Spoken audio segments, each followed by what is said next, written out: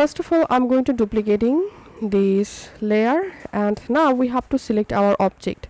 So I'm selecting quick selection tool and just selecting my product object, and now just clicking on this mask icon. Okay, now here's my sticker or level. I'm going to clicking on edit, copying my level, and here clicking on edit, clicking on paste.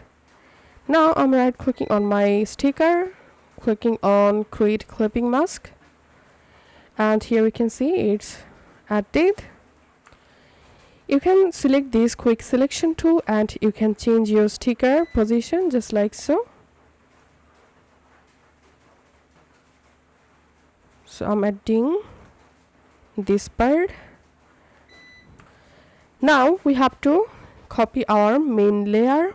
So again, just duplicate this layer and add this layer at the top of layer list. And now we have to add here blending mode. So here's adding this blending option, and that's it.